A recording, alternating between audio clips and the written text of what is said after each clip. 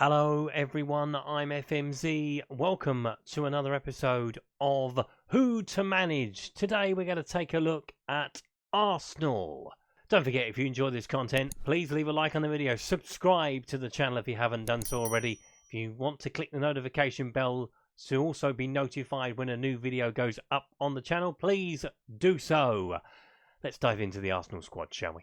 Now, first off, it's worth noting, as we have done with all the other teams we've done so far in this series, we are taking a look at the under-23 players, so you've got an idea of who's coming through, as well as the first team players. So Arsenal's squad is quite bloated if you take those both into account. So we'll do, as we always do, we'll start with the goalies, where there's been a bit of a change. Obviously, Arsenal sold Emiliano Martinez, who was vying for Bernd Leno's #1 jersey. They have bought in Runarsson.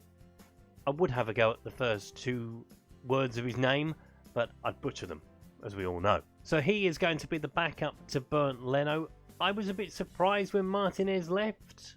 I thought he would stay and try and fight for his place, but Aston Villa wanted him, and Arsenal got a fair amount for him, so he was allowed to leave the club. So to summarise, Bernd Leno will be the #1, Runarsson will be the #2, Matt Macey will probably be your third choice goalkeeper, and is an amiable backup to the other two.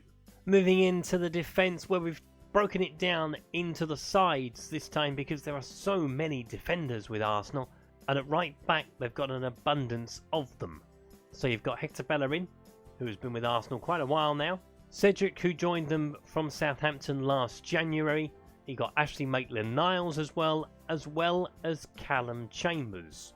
Chambers will probably more predominantly to play in the centre of defence, so I'd take him out of the equation to play at right back. You've got three superb right backs and plenty of choice there between the three of them. Moving over to the left-hand side, again, lots of options, 5 in total for you when you take charge of Arsenal. Kieran Tierney obviously came in from Celtic and will potentially be the #1. I would say that he'll be the #1. I really like Kieran Tierney as a defender. Sead Kolasinac is another one that's been with Arsenal for a little while now. Was rumoured to be leaving in the summer, but decided to stay with the club. Joel Lopez is one that's coming through, as is Tojo Bola. And again, at centre-half, there are a lot of options for you. So you've got Socrates. I'm not even going to have a go at his surname. Gabriel is a new addition to the squad for this season. Rob Holding, William Sabai, Palomera, Mustafi, Luis. We've mentioned Callum Chambers already. They can all play at centre-half. That's not even looking at the kids that are coming through. As I've mentioned already, it's quite a bloated squad, is this Arsenal squad. So you may look to try and decrease the number of players you have. That would certainly be my suggestion. Try and weed out what you really don't want or need at the football club anymore. Obviously, we'll take a look at one player in particular later. Ben Sheaf is one that's coming through, who's been through Arsenal's academy. Daniel Ballard is exactly the same thing. Jonathan Gisnesi is an interesting one. He has made the jump from Tottenham to Arsenal. He was one of Tottenham's good prospects coming through, so he'll certainly be one to keep an eye on as well. Taking a look at the centre of midfield, and again, there are plenty of options here, particularly if you take into account the guys that could come back as well. So you've got Mohamed Elneny, who spent last season out on loan and is now back in the Arsenal setup. Granit Xhaka, who has been with the club for a while. Joe Willock, who has come through the academy. Dani Ceballos is back for a second season with Arsenal on loan from Real Madrid. It's Thomas Partey that I think has excited everybody, coming in from Atletico Madrid. Obviously, there ain't no party like a Thomas Partey, am I right? But looking at other players that could potentially come back into the setup, obviously Lucas Torreira and Matteo Guendouzi are there. Unless their deals include a buy clause in their contracts with the clubs that they're going out to, they potentially will come back for the second season, and you'll have a lot of central midfield players that you're going to have to pick from.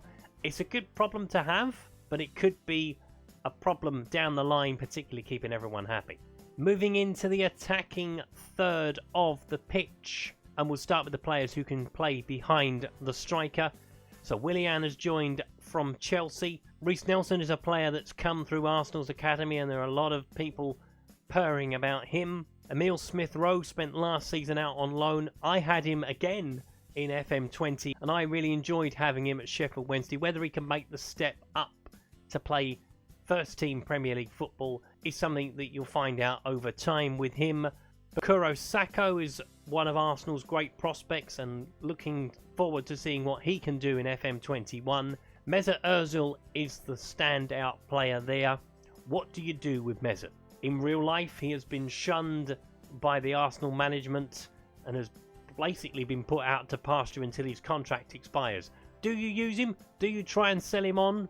It's a conundrum. Given the amount of wages he's going to be taking up, it may be better to move him on, but who's going to take him with that amount of wage as well?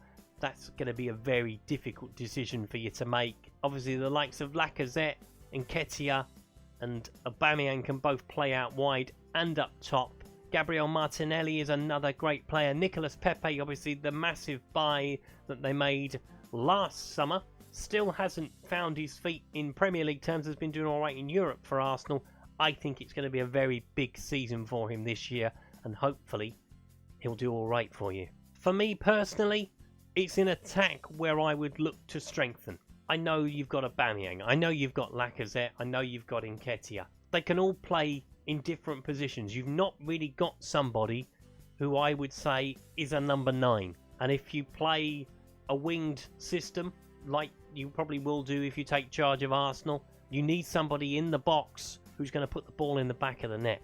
And that's the thing that Arsenal haven't got in their squad. If you want for a more fluid formation, you may be alright with what they have. So to go through those players again, so you've got Lacazette, you've got Nketiah and Aubameyang who play down the middle.